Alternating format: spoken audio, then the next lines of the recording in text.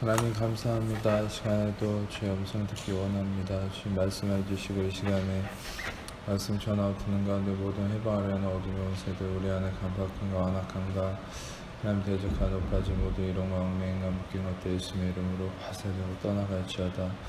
우리 성령님만 이곳에 하나님을 초청하고 모셔드리고 인정하고 의지하고 영광으로 임하시고 다스리시고 충만케 하시며 주의 나라에 임해주시고 뜻이 하늘에서 이루어진 것 같이 땅에서도 이루어지며 주께서 예비하신 각 심령 안에 30배, 60배, 100배 차고 넘치는 열매 가득 베풀이시는 주장하시고 역사해 주옵소서. 주 빛과 권대시 예수님의 피를 만진 것들 계시되고 드러나시고 나타나시고 나오니 예수님 홀로 영광 받으시고 찬양 받으시며 주님만 계시하시고 나타내시고 영광 받아 주옵소서. 모든 영광과 존귀와 찬양 예수님께만 올려드리오니 예수님 홀로 영광 받으시고 찬양 받으시옵소서. 감사합니다. 모든 영광을 예수님께만 올려드립니다. 감사합니다. 이곳의 모든 것을 예수의 피를 덮습니다. 주님 감사합니다. 주님 영광 받으시옵소서. 감사합니다. 주님 영광 받으시옵소서. 모든 영광 예수님께만 올려드리오니 주님 영광 받으시고 찬양 받으시옵소서. 감사합니다. 모든 영광 주님께 올려드립니다. 감사합니다. 주님만 높임 받으시고 찬양 받아 주옵소서. 감사합니다. 모든 영광 주님께 올려드리오며 우리 사랑하시는 예수님 이름으로 기도합니다. 아멘. 사사기 7장 20절에서 23절 말씀을 함께 읽겠습니다. 함께 읽겠습니다. 시작. 세대가 나팔을 불며 하늘을 부수고 왼손에 횃불을 들고 오른손에 나팔을 들어 불며 외쳐 이르되 여호와 기드온의 칼이다 하고 각기 제자리에 서서 그 진영을 에워싸매 온 진영의 군사들이 뛰고 부르짖으며 도망하였는데 300명이 나팔을 불 때 여호와께서 그 온 진영에서 친구끼리 칼로 치게 하심으로 적군이 도망하여 스레라의 베시다에 이르고 또 덧밭에 가까운 아벨 몰라의 관계에 이르렀으며 이스라엘 사람들은 납달리와 아셀과 온 므낫세에서부터 부름을 받고 미디안을 추격하였더라. 아멘.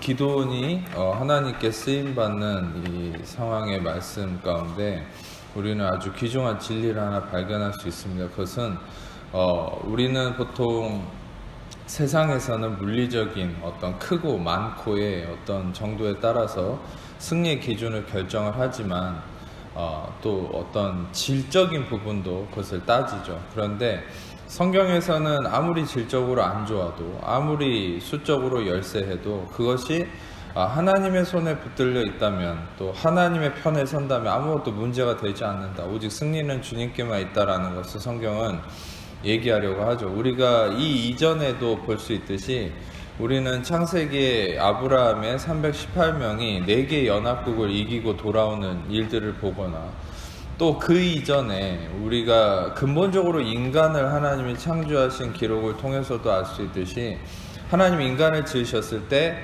아파르로 지으셨다. 즉 티끌과 재와 같은 이런 어떤 재료를 통해서 생명을 불어넣어서 인간을 지으신 이런 사건들을 보면 하나님의 행하심은 완벽한 조건이 갖춰진 상태에서 그것을 근거를 가지고 만들어낸 것이 아니라 아무것도 할 수 없다라는 불가능한 영역 가운데 하나님이 이루신 것을 또 하나님의 구원을 예수님을 나타내신다라는 걸 볼 수 있죠. 우리가 그것을 통해서 한 가지 아주 놀라운 진리는 창조의 기사를 통해서 다시 말하면 하나님의 이 불가능을 가능케 하시는 무에서 유를 창조하시는 이 놀라운 모습은 창세기 1장 1절부터 등장하는 것이 그것은 뭐냐, 이 땅의 원래 모습은 창세기 1장 1절은 하나님이 태초에 하나님 천지를 창조하셨다 이렇게 시작하는데 1장 2절은 뭐라 됐냐, 흑암이 깊음에 있고 땅이 공허하고 혼돈했다. 다시 말하면 이 땅은 아무것도 없고 empty, 비어 있었고 블랙리스, 다시 말하면 아주 어두웠다라고 성경은 얘기하고 있습니다. 그러니까 이 땅의 모습은 아무것도 없었고 어두웠다라는 거죠. 거기에 1장 3절을 보면 빛이 있으라 하심에 빛이 있었고, 그러니까 하나님은 빛이 있을 만한 곳에 빛을 선포하는 게 아니라는 거죠. 뭔가 될 가능성이 있을 만한 곳에 가능성을 선포하신 것이 아니라 아무것도 없고 완전히 어두운 것 가운데 있으라고 선포하시고 빛을 선포하셨을 때 어떻게 됐냐면 창조가 이루어지고 빛이 비쳐서 어둠이 사라졌다는 거죠. 그게 하나님의 행하심이에요. 하나님의 행하심은 다시 한번 설명하면 불가능한 것 가운데 가능을 선포하는, 그러니까 이 땅에서는 이걸 인정할 수 없기 때문에 빅뱅설이나 진화론을 주장하는 거예요. 왜냐하면 절대 이걸 믿을 수 없는 것이죠. 하나님을 인정하지 않기 때문에. 어떤 면에서는 그게 우리의 육신의 속성이기도 합니다. 육신의 속성은 불가능한 것을 인정하지 못하는 거예요. 그러니까 육신은 어떻게든지 내가 할 수 있는 부분을 끌어내는 거예요. 그러니까 우리가 살면서도 하나님이 불가능한 것을 가능으로 이루신다는 걸 인정하지 못하는 게 우리 육신이기 때문에 우리는 어떻게 해서든지 우리가 할 수 있는 것을 찾아서 내가 할 수 있는 것에 대해서 손을 뻗어서 그것을 쥐고 내 힘으로 끌어가려고 하는 게 내 육신의 속성이라는 거예요. 그게 율법인 것이죠.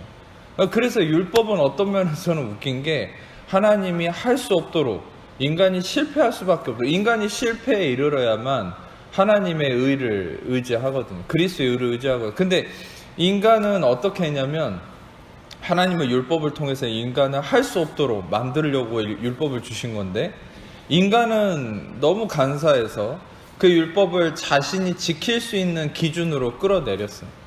그러니까 어떤 면에서는 623개 율법과 계명은 아주 많은 이 상당수가 인간이 지킬 수 있는 수준으로 개정시킨 게 많다고 얘기 드렸지 않습니까? 그 왜 개정시켰냐? 인간이 자기가 지킬 수 있도록 만들어가지고 그걸 지켜서 내가 이렇게 지켰다. 나의 의로움을 자랑하려고 하는 게 인간의 어두움이죠. 근데 성경은 뭐라 했죠? 갈라디아 3장 10절에 명확하게 얘기하죠.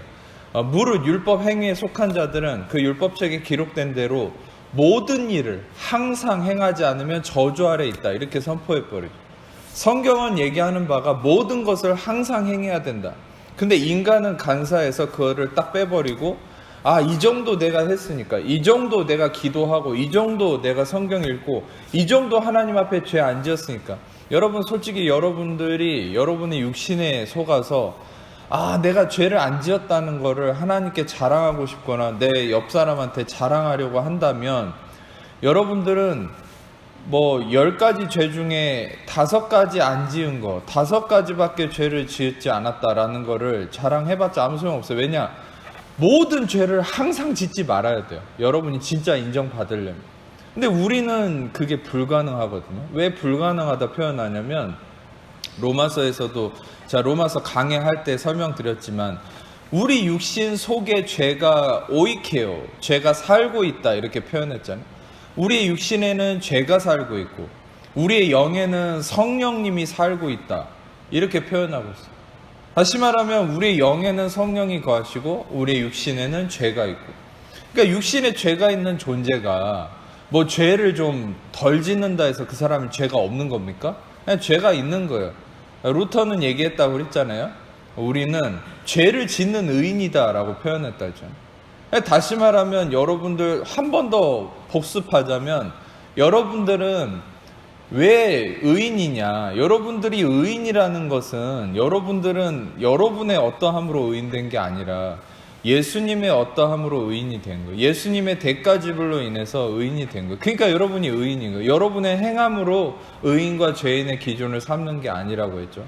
여러분들의 어떠함이 아니라 예수님의 순종으로 여러분 의인 된 거예요. 여러분이 죄인 된 건 무엇입니까? 아담의 불순종으로, 한 사람의 범죄, 한 사람의 불순종으로 여러분이 죄인이 됐고, 우리가 의인이 된 것은 한 사람 예수 그리스도의 온전한 순종으로 의인이 된 것이야. 할렐루야. 이것이 명확해야죠. 그래야 여러분들이 우리는 죄를 짓는 의인이다라는 것을 온전히 이해할 수 있어요. 여러분이 죄를 여러분 저는 죄를 짓는 걸 정당화하는 게 아닙니다. 죄는 여러분들한테 해를 끼치고 하나님 관계를 멀어지게 하고 여러분 삶을 어렵게 만드는 아주 악한 거예요. 질병과 같은 거예요. 근데 여러분 솔직히 생각해 보세요. 질병은 나쁜 거예요. 죄도 나쁜 거예요. 죄는 질병 같은 거예요. 근데 나쁜 건데 정당할 수 없죠. 나쁜 거니까 정당할 수 없지만 우리가 그걸 아예 없이 한다라고 얘기하는 게 솔직히 어렵죠. 왜입니까? 이 세상 끝날까지 이 세상에 질병은 있을 거예요.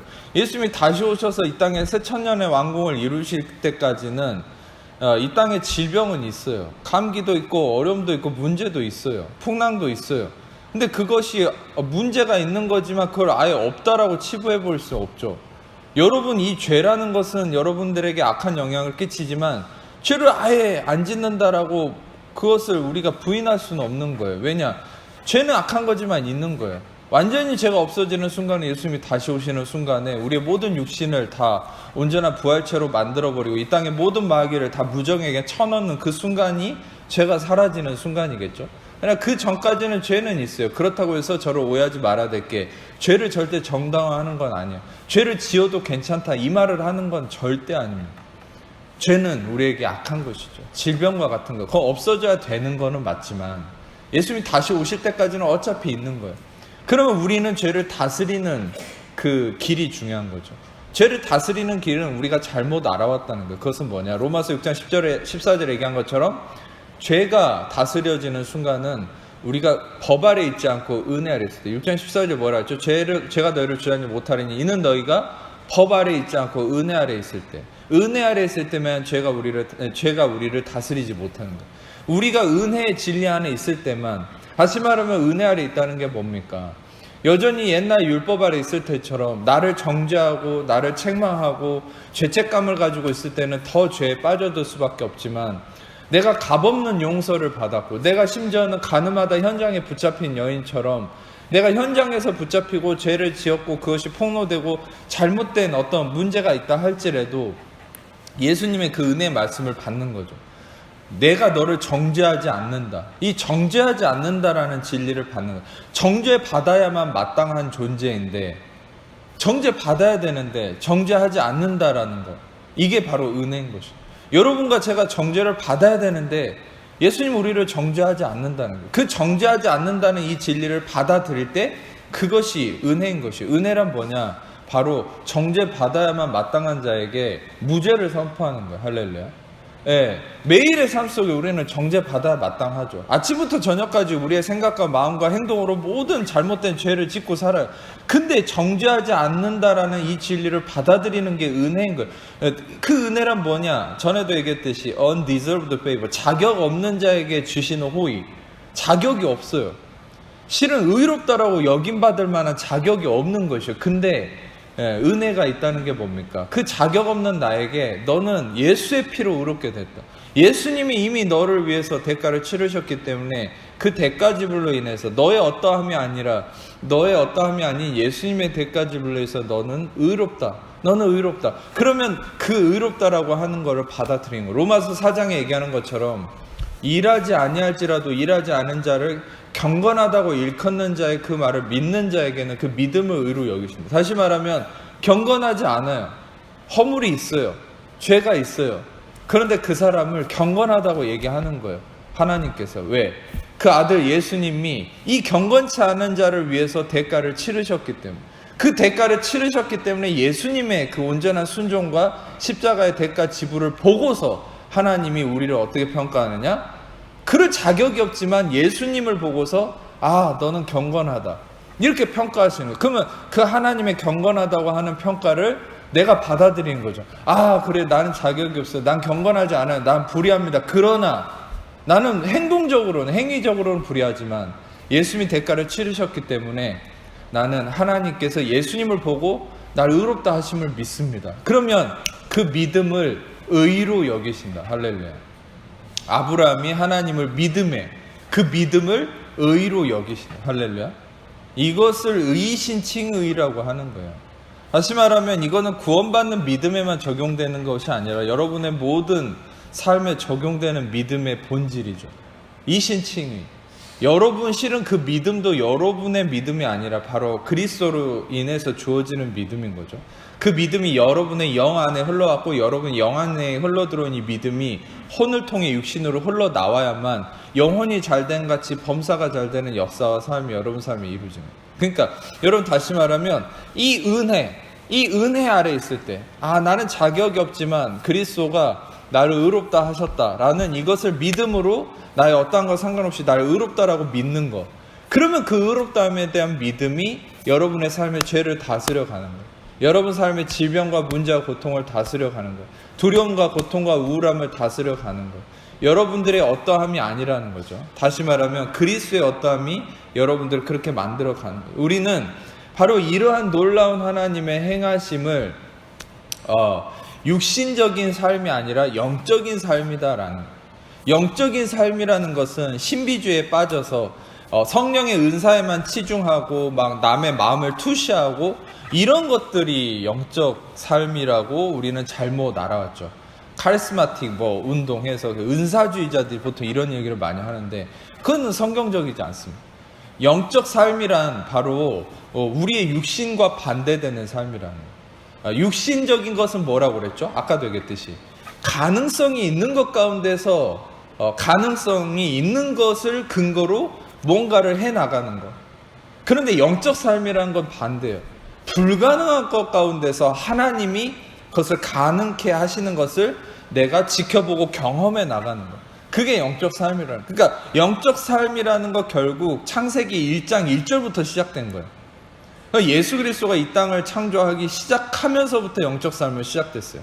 그러니까 다시 말하면 아무것도 없고 어두운 가운데 창조하시고 빛을 만들어내시고 이 세상을 이루어 가시는 그것이 지금도 새 창조가 이루어지는 것이죠. 어떤 면에서는 죄인인 우리가 의인이 됐다는 것, 이것이 바로 진정한 New Creation, 바로 새 창조가 일어난 사건입니다. 죄인인 이 죄인의 존재라는 건 그냥 죽어서 지옥에서 영원한 고통을 당해야 되는 게 맞습니다. 죄인은 어떤 면에서는 그 누구도 죄인을 의인되게 할 수 없는 것이에요. 그러니까 십자가를 바울이 뭐라 했냐? 고린도전서에 십자가는 세상에서 미련한 것이고 유대인들은 십자가를 꺼리끼는 거라 했고 헬라인들은 미련한 것이라고 했지만 이 십자가는 하나님의 지혜고 하나님의 능력이다 이렇게 얘기하죠. 왜 하나님의 지혜고 하나님의 능력입니까? 바로 이 십자가에서 바로 죄인을 의인으로 만들었기 때문에 이게 바로 놀라운 일인 거예요. 어떤 면에서는 이 땅이 창조된 것보다 더 놀라운 창조가 바로 죄인이 의인된 사실이에요. 아멘. 생각을 해보세요. 여러분들이 동물, 식물이 생겨나고 이 땅에 하늘이 생기고 여러분 이건 물리적인 거라니까요. 근데 영적인 일이 일어난 거예요. 그것은 죄인이 의인됐다는 거예요. 더 놀라운 창조가 일어난 거예요. 그러니까 고린도후서 5장 17절의 얘기처럼 그런지 그리스도 안에 있으면 새로운 피조물이라 이전 것은 지나갔으니 보라 새 것이 되었다. 이게 바로 진정한 창조가 그리스도를 통해서 십자가에서 일어났다는 거예요. 1차적 창조보다 2차적 창조가 더 위대한 창조인 것이에요. 그게 바로 여러분과 제 안에 일어난 영의 새로워짐, 바로 새로운 창조, 거듭남, 이게 바로 진정한 창조. 여러분 이 거듭남의 확신 가운데 있는 자들은 여러분 삶에서 물리적인 공간도 당연히 새로운 창조가 일어날 것을 믿으세요. 아멘.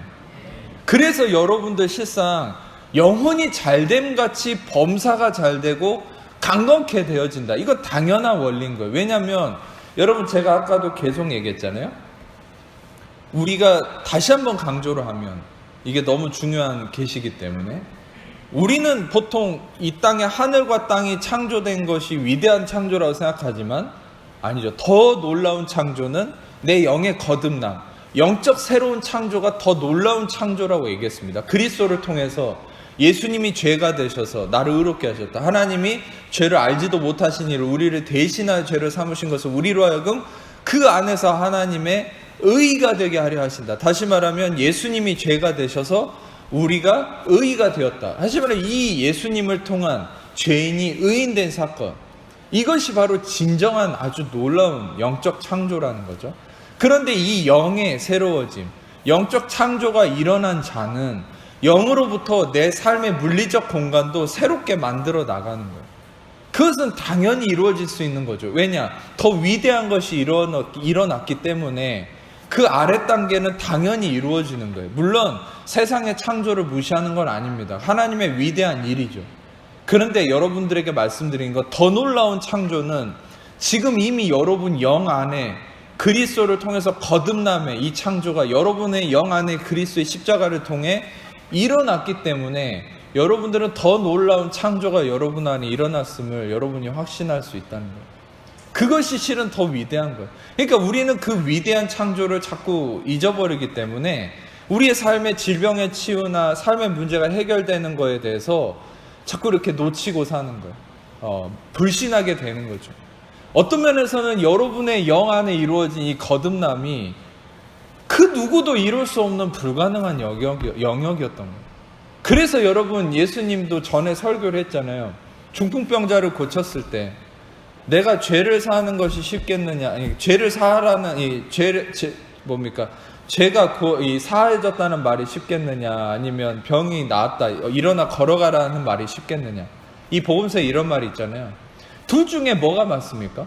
죄를 사한다는 게 쉽습니까? 병이 낫는 게 쉽습니까? 병이 낫는 게 쉬워요. 죄를 사하는 거 어려운 일이에요. 왜 어렵습니까? 그거는 구원의 주님이신 독생자이신 예수님도 이 십자가에 죽어야 되는 대가가 치러져야 되는 거거든요. 그러니까 그것은 어려운 것이죠. 그 누구도 할 수 없었던 거예요. 하나님의 아들만이 감당할 수 있었던 그 사건인 것이죠. 그래서 구원의 영역은 우리는 누구도 상상할 수 없는 거예요. 예수님만이 대가를 치르고 이룰 수 있는 가장 어려운 것이었다는 거예요. 가장 어려운 거, 불가능한 걸 예수님이 하셨기 때문에 여러분들에겐 구원이 쉽게 이루어지는 거예요. 할렐루야. 구원을 어렵게 얘기하시는 분들이 있다면, 그러니까 구원을 어렵게 얘기한다는 게 뭐냐, 결국 내가 대가를 치르고 희생을 해야 되고 내가 뭔가 도에 이르러야 되는 식으로 또 나의 행위적 구원을 주장하는 사람들은 그 구원을 어렵게 만들어버리는 거예요. 아니요. 예수님이 가장 어려운 구원을 그분의 가장 극단적인 대가를 치름으로 이루셨기 때문에 우리는 가장 쉽게 구원이 이루어지는 거예요. 가장 쉽다는 게 뭡니까? 내가 한 게 아무것도 없지만 주님의 택하심으로 구원을 입은 거죠. 할렐루야. 그 은혜 아래 있는 거예요. 그래서 가장 어렵고 가장 힘든 대가 지불로 인한 우리는 가장 쉬운 구원을 경험하게 되는 거예요. 그러니까 여러분들 그 구원을 경험했다면, 가장 놀라운 쉬워진 구원을 경험했다면 그 구원의 거듭남이 여러분 안에 이루어졌기 때문에 그것을 통해서 여러분들이 한 가지 믿음을 가지셔야 될 게, 여러분 삶에 일어나는 모든 물리적인 구원들도 그 구원의 영에 일어난 이 새 창조에 의해서 다시금 새 창조의 역사가 여러분 삶에 나타날 수 있다. 이것은 내 힘으로 된 것이 아니다. 바로 예수님의 가장 값진 대가 지불로 이루어진 것이다. 그것이 내 영 안에 이루어졌기 때문에 내 삶에서도 그것을 주님이 이루어 가신다. 이 믿음을 갖는다면 여러분 눈앞에 이 맞닥뜨려진 질병이나 삶의 문제나 고통들이 더 이상 여러분에게 어렵게 보이지 않는 거예요. 여러분, 우리가 뭔가 문제가 어렵게 보인다는 건 어떤 의미가 있습니까? 내가 해결해야 된다는 생각이 있을 때 어려운 것이죠. 내가 저걸 해결해야 되는데 나한테는 아무런 해결할 수 있는 근거가 없다. 이렇게 느껴질 때 그 문제가 어려운 것이에요. 근데 생각해 보세요. 여러분 영 안에 이루어진 새 창조, 이 구원을 여러분이 하기 위해서 한 게 뭐가 있습니까? 우리는 이 아무도 할 수 없었던 불가능한 영역에 있었던 이 죄인이 의인된 사건, 이 구원, 이 새 창조를 우리는 아무도 할 수 없었죠. 그런데 그리스도가 하심으로 인해서 우리가 아직 죄인 되었을 때 그리스도께서 우리와 죽으심을 하나님께서 우리에 대한 자기 사랑을 확증하셨네요. 다시 말하면 우리가 죄인이었을 때, 불가능할 때 그리스도가 속량하심으로 우리가 의인 되었다. 바로 그리스도를 통해서 불가능한 것이 가능케 되었고, 나와 아무 상관없이 그리스도가 이루셨기 때문에 여러분들이 이 구원이 여러분 삶에 이루어져 가는 것, 질병이 치유되고 문제가 해결되고 이 모든 것들도 또한 여러분이 해결할 문제가 아니라는 것, 아시겠습니까? 그것 또한 예수님의 구원으로 인해서만 이루어질 수 있는 부분이라는 거. 아멘. 아멘. 그래서 여러분들은 무엇을 생각해야 되냐?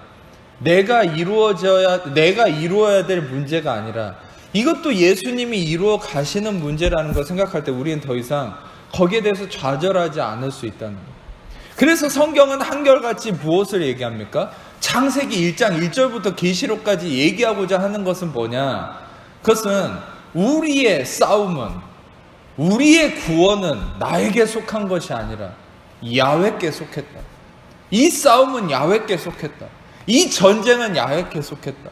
이 구원은 오직 야훼께 속했다. 이것만을 성경은 얘기하려고 하는 거예요. 끊임없이 인간은 육신을 통해서 나의 가능성을 기반으로 내가 뭔가를 구원을 행하고 싸움을 하고 하려고 하지만 하나님 그걸 막아서는 거예요. 이 전쟁은 나에게 쏟겠다. 결국 예수님도 복음서에서 매 순간 계속처럼 얘기하셨던 게 뭡니까? 십자가를 통한 속량은 너가 하는 것이 아니라 나만이 할 수 있는 거다. 이 길을 갈 수 있는 자는 나밖에 없다. 나만이 이 십자가의 속량의 길을 갈 것이다. 예수님은 계속 그거를 얘기하셨죠. 여러분, 그게 육신과 영의 싸움인 거예요. 지금도 예수님 오실 때까지 우리 안에 그 싸움이 일어날 거예요. 계속 우리의 육신은 내가 할 수 있는 것을 근거로 내가 속량하고 내가 피 흘리고 내가 싸우고 내가 하려고 하지만 성령님은 계속 근심하심으로 뭘 막아섭니까? 네가 할 수 없다는 걸 일깨우는 거예요. 여러분, 결국 우리에게 있어서 고난이나 아픔은 어떻게 오는 겁니까? 여러분, 내가 싸우려고 하고 내 의로 인해서 내가 달려들기 때문에 이 고난이란, 제가 어디서 표현했듯이 필요악인 거예요. 필요악이라는 말이 뭡니까? 필요하긴 한데 그게 우리한테는 해로운 거다. 그러니까 필요하긴 한데 그게 있지 않으면 좋은 거다. 그게 필요악이죠.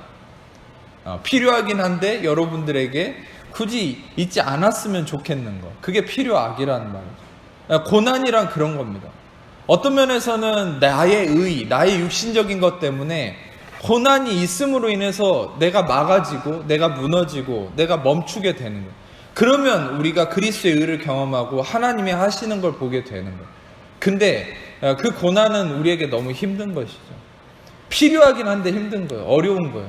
그러니까 고난은 필요악이라고 하는 거예요. 물론 고난 자체는 하나님이 주는 게 아니에요. 마귀가 가져오는 거예요. 질병과 고통과. 근데 하나님이 그걸 허용하실 때가 있어요. 왜? 우리 인간의 육신과 자기 의 때문에. 내가 너무나 나의 의에 취해서 달려가다 보면 하나님이 그것을 허용하심으로 우리를 막아야만 할 때가 있어요. 그러나 하나님은 결국 그것을 선으로 바꾸셔서 마귀가 가져온 거라도 하나님 선으로 바꿔서 우리에게 최고의 것을 이루어내시는 하나님이십니다. 아멘. 그래서 여러분들, 우리는 그 육신적인 것, 다시 말하면 나의 가능성을 기반으로 뭔가를 이루려고 하는 이런 부분들을 하나님 말씀을 통해서 그것이 아니다. 바로 하나님께서는 바로 불가능한 것 가운데서 가능을 이루어내시는 하나님이다라는 것을 모든 순간에 말씀하고 계신다는 거죠. 오늘 말씀의 기드온의 말씀도 바로 그 부분에 대한 말씀이라는 거예요. 우리가 이 기드온에 대한 아주 대략적인 얘기는 미디안이 쳐들어왔을 때 이 수많은 미디안 대군을 맞서서 기드온이 하나님께 부름받고 이 준비를 하는 과정 속에 처음에는 3만 명 이상의 군사를 모았지만 하나님은 다 돌려보내고 나중에 300명만 딱 남겨놨어요. 300명. 수만 명을 대적하는데 300명만 남았습니다. 근데 그 300명에게도 어떤 군사훈련이나 어떤 무기와 칼을 이렇게 쥐어주는 것이 아니라 아주 재밌는 건 오른손에 나팔, 왼손에는 항아리에다가 횃불을 담아가지고 이렇게 출정하게 하는 거예요. 이게 말이 됩니까? 싸움을 하러 나가는데 적은 수십만 명인데 300명이 모여가지고 그것도 무기가 없이 오른손에 나팔 하나 들고 왼손에는 항아리에다가 횃불 집어넣고 간다는 게 그냥 그게 죽으러 가는 거죠. 다시 말하면 여러분, 하나님은 이런 어떤 행위 자체가 굉장히 큰 진리가 나요. 제가 어떤 면에서는 이제 전에 꽤 오랜 시간 동안 도대체 이들이 오른손에 붙들고 있는 나팔과 왼손에 가지고 나아가는 항아리의 횃불이 어떤 영적인 의미가 있는가에 대해서 성령님께 계속 질문을 했어요. 저는 참고로 성령님께 이 말씀에 대해서 모르는 게 있으면 계속 질문을 해요. 성령님이 알려주십니다. 여러분도 1차적으로는 사람한테만 가서 물어보지 말고 먼저 성령님께 물으세요. 그러면 당장 아니더라도 계속 질문을 하면 성령님이 어느 순간에 그 말씀을 깨우쳐 주시는데 그 깨우침이 여러분에게 생명과 힘이 되는 거예요. 아멘. 성령님이 성경의 저자이기 때문에 가장 정확하게 알려줄 수 있는 거예요. 어떤 누군가의 주석이나 연구가 여러분에게 알려주는 게 아니에요. 성령님이 제일 정확한 그 성경을 쓰신 분이기 때문에 제일 정확하게 알려줄 수 있습니다. 믿으십니까? 예, 그렇다면 믿는다면 성령님께 좀 물어보세요. 근데 제가 이제 이 말씀에 대한 계시를 받았는데 그게 뭐냐? 이들은 도대체 어떤 의미로 오른손에 나팔을 들고 왼손에 항아리에다 횃불을 집어넣고 출정을 했을까? 자, 20절을 보면은 20절을 띄워주세요. 세 대가 three companies 해가지고 이제 세 개 부대라고 이렇게 나눠서 부대를 짠 거겠죠. 근데 세 대가 나팔을 불면서 항아리를 부수고 왼손에 이제 횃불을 들었다는 거예요. 그러니까 이제 이 횃불이 중심이죠. 왼손에 횃불을 들고 오른손에 나팔을 들었다.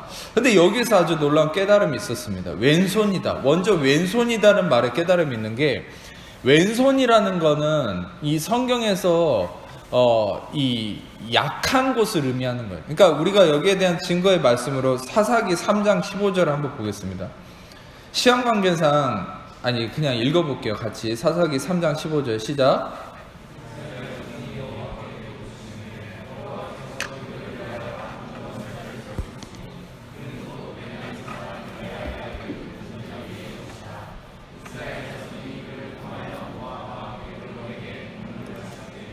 예, 사사기를 보면 이스라엘을 대적들한테서 구한 많은 장군들이 나와요. 근데 뭐 사사기의 대표적인 자는 삼손이죠.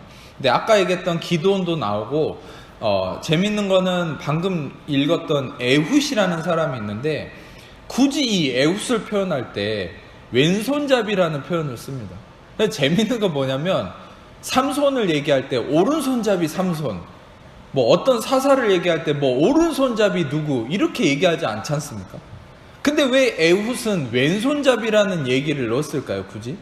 그것은 이 왼손잡이라는 말이 어떤 핸디캡, 장애가 되는 부분이 있기 때문에 특징을 얘기한 거예요. 에훗은 왼손잡이다. 이 말은 뭐예요? 에훗에게는 왼손잡이라는 이 열등한 문제가 있었다는 거예요. 다시 말하면 성경은 왼손이라는 건 나에게 있어서 약점과 허물을 의미하는 것입니다. 근데 이 왼손에 횃불을 들었다. 이 횃불은 뭐냐? 창세기 15장 17절은 한번 스크린으로만 보십시오. 15장 17절은 이 하나님이 아브라함과 맹약을 맺으실 때 동물의 사체를 쪼개서 그 동물의 사체 사이로 이 계약자들이 서로 왔다 갔다 하면서 맹약을 맺는 거거든요. 근데 아브라함을 재우고 하나님이 횃불이 그곳을 왔다 갔다 하게 했다, 이렇게 나오고, 이 횃불이 뭐냐? 바로 예수 그리스도를 상징하는 바입니다. 다시 말하면 왼손에 횃불을 들었다. 그 말은 뭐냐? 나의 약한 곳에 바로 예수 그리스도가 임한다는 것이죠. 고린도후서 12장 9절 말씀, 고린도후서 12장 9절 말씀을 함께 읽겠습니다. 시작. 나에게 이르시기를 내 은혜가 되게 족하도다. 이는 내 능력이 약한 데서 온전하심이라 하신지라. 그러므로 도리어 크게 기뻐함으로 나의 여러 약한 것들에 대해 자랑하리니 이는 그리스도의 능력이 내게 머물게 하리니. 이것이 바로 새 창조의 하나님의 놀라운 능력이죠. 그것은 뭡니까?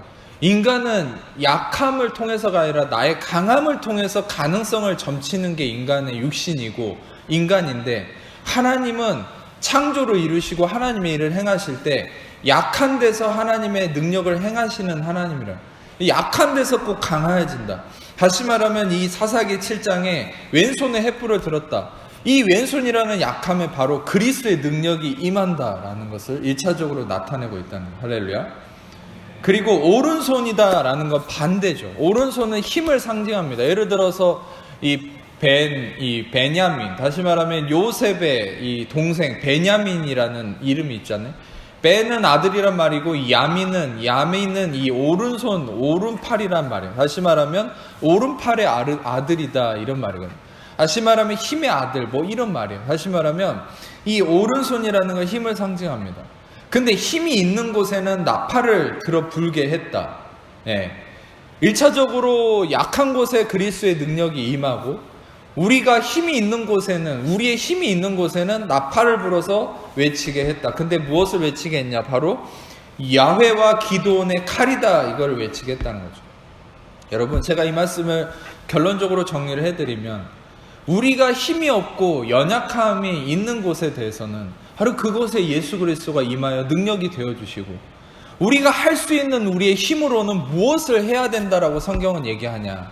바로 야훼와 기드온의 칼이라는 것을 외쳐야 된다는 거예요. 근데 이 나팔이라는 것이 사사기 전에, 바로 전에 어디서 등장하냐면 여리고 사건에서 등장합니다. 그게 여호수아 6장 말씀을 한번 같이 보겠습니다. 여호수아 6장 16절, 먼저 16절을 같이 읽어보겠습니다. 시작.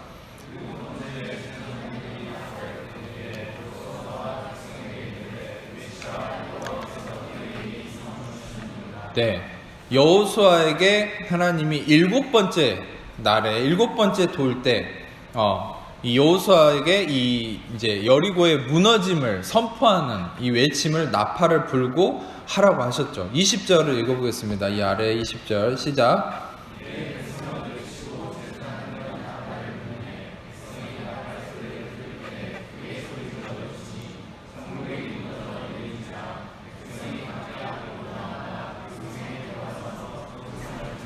네, 동일하게 나팔을 불 때에 성이 무너져 내리고, 다시 말하면 그 성을 점령했다. 다시 말하면 이 나팔을 분다는 건 승리를 선포하는 것이고, 그것은 교묘하게 이 사사기 이제 바로 전에 있던 사건, 이 나팔이 등장하는 사건은 바로 전에 이 여리고 사건이라는 걸 우리가 볼 수 있어요.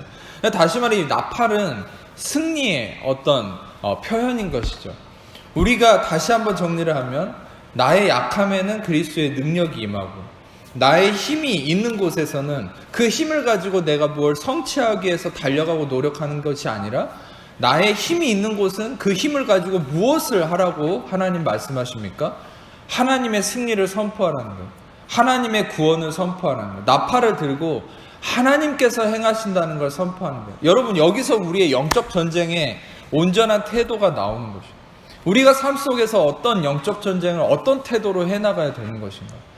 우리는 되게 우리가 믿음으로 싸운다라는 것을 많이 오해했는데, 오늘 이 말씀은 너무 정확하게 우리의 삶에 우리가 어떤 태도로 영적 전쟁을 해나가고 영적 삶을 살아가야 될지를 정확하게 알려주고 있죠. 그건 뭐냐? 우리의 약함에 대해서는, 우리가 할 수 없고 힘이 없는 부분에 대해서는 그곳에 그리스도의 능력이 임해서 그리스도가 이루어 가신다는 믿음을 1차적으로 가져야 되고, 두 번째는 내가 할 수 있는 힘이 있는 부분이 있어요. 그 힘을 가지고서는 무엇을 해야 된다는 거야? 그 힘을 가지고 끊임없이 그리스도의 능력을 선포해야 된다는 것이죠. 그것이 왜냐? 그것은 어떤 의미가 있느냐? 사무엘상 17장 47절입니다. 17장 47절을 읽어보겠습니다. 시작.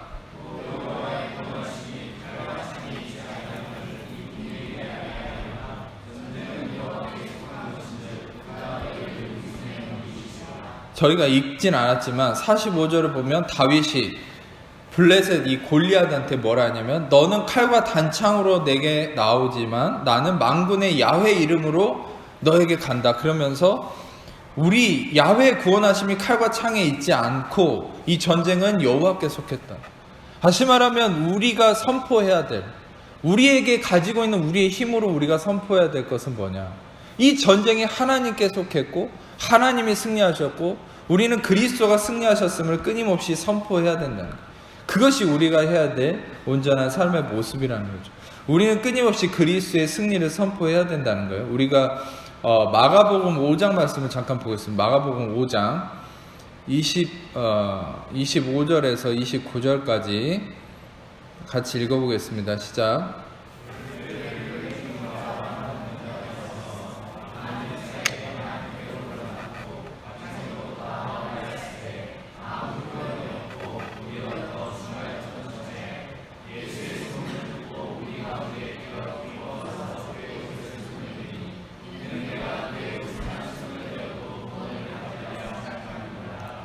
이에 그의 혈루의 근원이 마름에 병이 나은 줄을 28절을 보면은, 이는 이 혈루증을 앓는 여인이 이는 내가 그의 옷에만 손을 대어도 구원을 받으리라 생각했다, 이렇게 나오는데, 이 생각했다라는 거는 조금 이렇게 오류가 있습니다. 그거는 헬라어 원문에는 레고라는 헬라어를 써서 이거는 말하다, 이야기하다, 증언하다는 말이거든요. 다시 말하면 이걸 다시 원어로 해석하면, 이는 내가 그의 옷에만 손을 대어도 구원을 받으리라 라고 말하고 다녔다는 거예요. 증거했다는 거예요. 선포했다는 거예요. 여러분, 우리는 우리가 가진 힘으로 싸우는 것이 아니라 우리는 하나님의 승리를 선포해야 된다. 하나님의 구원하심을, 예수님의 구원하심을 선포해야 된다. 그때 바로 어떤 일이 일어납니까? 혈루의 근원이 마르고 병이 나으니라. 할렐루야. 여러분 삶에 있는 문제, 여리고 그 어려움들에 대해서 여러분이 할 수 없는 부분에 여러분의 연약함에 그리스도의 능력이 임하시고, 또 여러분이 가진 힘으로는 그 여리고를 무너뜨리려고 달려가는 것이 아니라 바로 여러분의 가진 힘으로 유일하게 해야 될 건 뭐냐? 바로 그리스도를 통해서 오직 주님이 이루셨다는 걸 계속 선포하고 나아가야 된다는 거예요. 골로새서 2장 14절에서 15절을 같이 읽겠습니다. 골로새서 2장 14절에서 15절 시작. 우리를 거스르고 불리하게 하는 법정으로 쓴 저서를 지우시고 제하여 버리사 십자가를 구하시고 통치자들과 권세들을 무력하여 드러내어 흑영거리로 삼으시고 십자가로 그들을 이기셨느니라. 아멘. 아멘. 로마서 10장 13절 같이 읽겠습니다. 시작. 누구든지 주의 이름을 부르는 자는 구원을 받으리라. 할렐루야. 우리는 이것을 잘 오늘 마음에 새겼으면 좋겠어요. 다시 한번 설명하면 우리의 약함에는, 우리의 허물과 그 문제 가운데는 그리스도가 임하셔서 그리스도의 능력으로 그것이 온전케 되어지고, 우리가 가지고 있는 힘으로는 우리가 싸우는 것이 아니라 하나님이 이 싸움의 주인이시고 하나님이 구원하시고 그리스도를 통해서 그리스도가 이루신 완성된 십자가의 공로와 그 은혜의 진리를 우리가 가진 힘으로 선포하는 삶.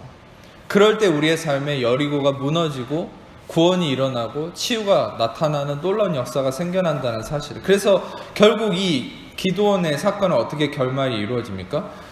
야훼와 기드온의 칼이다 이렇게 외쳤는데 어떻게 됩니까?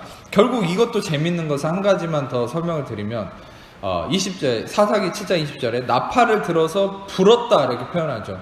근데 불다라는 이 타까라는 이 히브리어는 뭐냐? 아주 재밌는데 이 나팔을 들어 불었다고 표현을 하는데 이 타까라는 히브리어의 더 아주 1번이 되는 의미가 뭐냐면 치다, 히트, 스매시, 치다, 타격을 주다 이런 말이에요. 다시 말하면 여러분 생각해 보세요. 이 나팔을 들어서 불었다. 근데 나팔을 불 때 승리를 선포한 거거든요. 하나님의 승리, 예수님의 구원, 하나님의 완성된 예수님의 십자가의 그 보혈의 공로를 통한 이 구원, 하나님께 전쟁에 속했고 그리스도가 승리하셨다는 이 주님의 승리, 이 구원을 선포했을 때 이것이 무엇을 한다라고 성경은 얘기하고 있냐? 이것은 바로 단순히 나팔을 부는 것이 아니라 이 승리를 선포할 때 이것이 대적을 치고 대적에게 타격을 준다는 거예요. 할렐루야. 여러분, 우리가 물리적으로 누군가를 이렇게 때리는 게 치는 게 아닙니다. 진짜 여러분이 마귀를 무찌를 수 있는 순간이 언제냐? 바로 그리스도의 승리를 선포하는 거예요. 여러분이 승리를 기다리고 있는 게 아니에요. 이미 여러분들은 승리하셨어요. 믿으십니까? 아까도 얘기했잖아요. 갈라디아서 2장 15절에 십자가로 그들을 이기셨느니라. 아멘. 이기셨느니라. 이미 승리했어요. 우리는 이미 승리가 우리의 영 안에 이루어진 거예요. 십자가가 이렇게, 십자가는 여러분의 승리를 얘기하는 거예요. 근데 그 십자가가 여러분 영 안에 있고, 요한 3서 1장 2절에 얘기하는 영혼이 잘됨같이 범사가 잘되는 이 진리는 뭡니까? 영혼이 잘됨같이 범사가 잘된다. 이 말은 너희 안에 이미 십자가를 통한 승리가 너희의 삶에도 일어난다. 이 말이에요. 너희 안에 이미 새 창조가 일어난 게 너희 삶에도 새 창조가 일어난다. 그럼 언제 일어납니까? 마음으로 믿어 의에르고 입으로 시인해서, 호몰로기오, 입으로 시인해서, 시인한다는 호몰로기오란 말인데, 호몰로기오란 말이 뭐냐? 하나님과 같은 걸 얘기한다는 거예요. 할렐루야. 이게 뭐냐? 하나님은 뭘 얘기하셨습니까? 항상 하나님은 어둠 가운데 창조하실 때 와 되게 어둡네 그렇게 안 하셨잖아요. 하나님 어둠 가운데 빛을 선포하셨죠. 그랬더니 빛이 생겼어요. 어려움 가운데 어려움을 얘기하지 않아요. 어려움 가운데 승리를 선포하시고, 질병을 향해 건강을 선포하시고.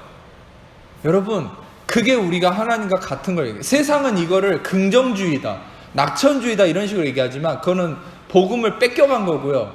여러분, 복음의 진리를 붙잡아야죠. 복음의 진리는 우리가 긍정을 선포하는 이런 원리가 아니라 하나님과 같은 걸 얘기하는 거예요. 하나님은 긍정의 하나님이 아니에요. 하나님은 그냥 하나님이세요. 할렐루야.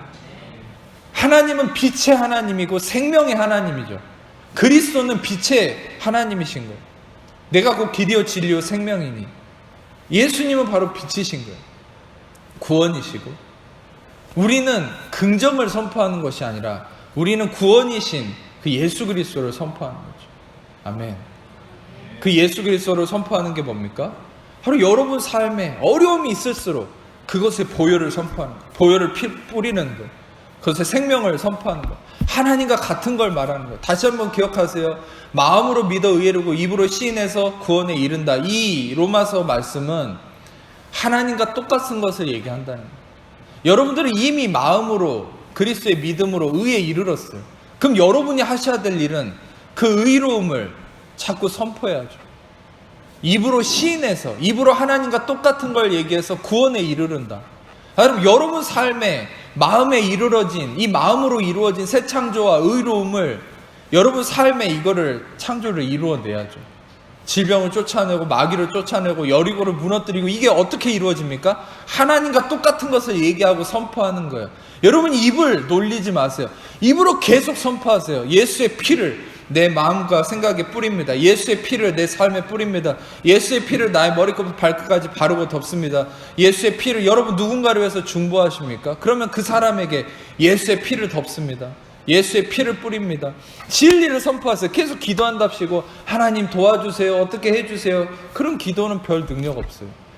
이미 여러분에게 이루어진 것을 입으로 명령하고 선포해야 돼요. 재밌는 게 뭔지 아세요? 아까 로마서 10장 13절에 누구든지 주의 이름을 부르는 자는 구원을 받으리라. 근데 부르다라는 갈레오라는 이 헬라어는 부르다는 말과 더불어서 명령하다는 말도 있어요. 다시 말하면 이것을 조금 더 바꿔서 해석하자면 누구든지 주의 이름으로 명령하는 자는 구원을 받는다. 누구든지 예수의 이름으로 명령을 하면 그 상황에 구원이 이루어진다는 거예요. 아멘. 예수의 이름으로 명령을 하세요. 예수의 이름으로 보혈을 선포하고 그 상황에 대해서 명령하세요. 여러분에게는 그 의의 권세가 있어요. 근데 마귀가 우리를 속이는 거, 자꾸 우리를 의인으로서가 아니라 죄인으로서 나의 행위에만 치중하게 만드니까 명령할 생각을 못하는 거예요. 계속 이상한 회개만 하고 있는 거예요. 용서해 주세요, 용서해 주세요. 그건 회개도 아니에요. 회개는 여러분의 마음이 진정으로 바뀌는 게 회개예요. 죄를 고백하는 게 회개가 아니란 말입니다. 죄를 고백하는 게 회개가 아니라, 여러분 생각해 보세요. 죄를 고백했는데 마음도 안 바꾸고 옛날 그 진흙탕 속에 돼지처럼 산다면 그 사람 회개한 겁니까? 회개는 메타노이아, 마음의 변화, 삶의 변화가 이 회개인데 그건 회개가 아니에요. 죄만 고백하는 건 회개가 아니에요. 회개는 당신이 진짜 바뀌는 게 회개예요. 아멘. 지금 이 말씀을 통해서 당신의 생각이 바뀌고 있다면 여러분은 진짜 회개가 일어나고 있는 거예요. 할렐루야. 여러분에게 진정한 회개가 있기를 축복합니다. 여러분 생각해 보세요. 저는 그렇게 생각해요. 여러분들이 마음이 진짜 변화된 사람은 진짜 변화된 마음으로 진정한 회개가 일어나서 그때 여러분들이 죄에 대한 고백을 하게 돼요. 제가 죄에 대한 고백을 한 가지 설명을 하자면, 어떤 분들은 이상한 이단들하고 자꾸 연관시켜서 이런 복음을 왜곡하는 분들인데 그러면 큰일 납니다. 왜냐하면 이단들이 얘기하는 그런 죄 고백의 이상한 원리와 이 은혜 복음은 완전 차원이 다른 거예요. 생각해보세요. 제가 전에도 한번 설명을 했는데, 여러분들이 죄를 용서받기 위해서 죄를 고백한다면 여러분들은 이미 그리스도의 십자가를 믿지 않는 겁니다. 우리는 이미 용서받은 자로서 죄를 고백하는 것과 용서받기 위해서 죄를 고백한다는 건 천지차이에요.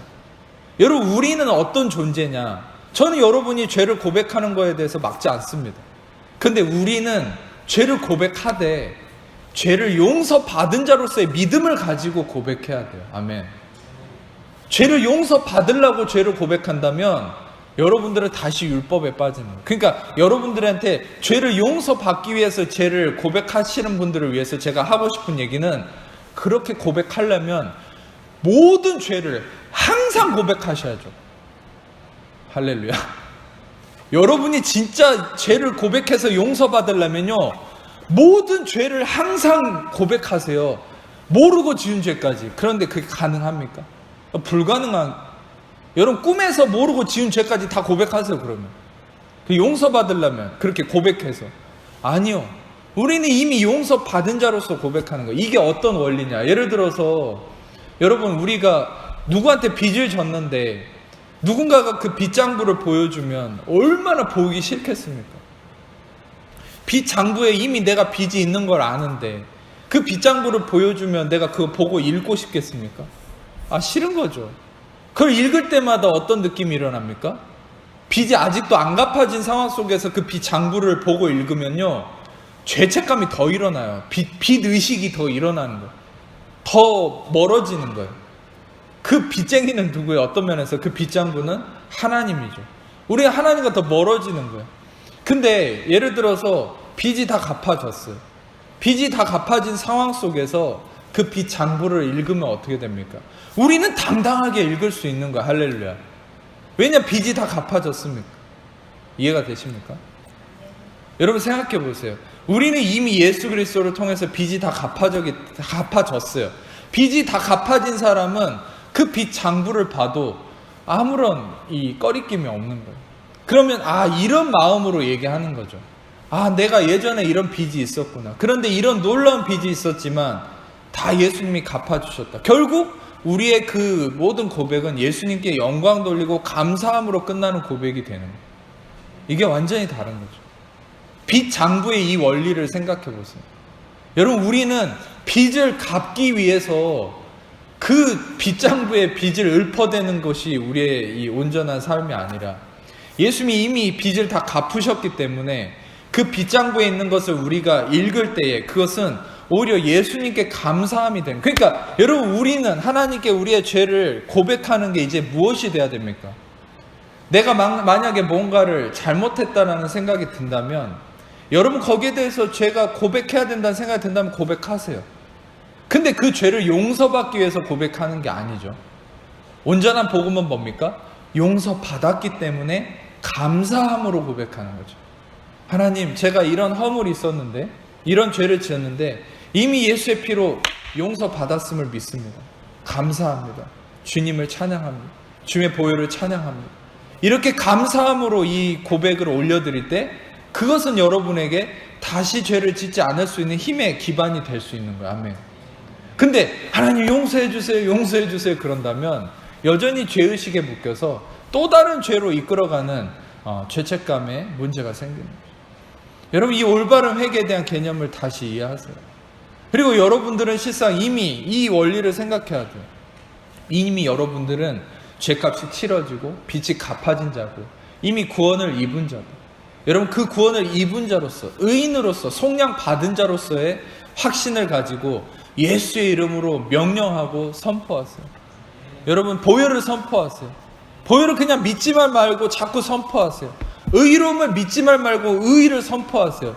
진리를 믿지만 말고 진리를 선포하세요. 입을 놀리지 마세요. 제발 입을 다물고 있지 마세요. 입으로 나팔을 부세요. 나팔을 불고 뭘 선포합니까? 바로 하나님이 나의 승리가 되셨다. 그리스도가 나의 구원이 되셨다.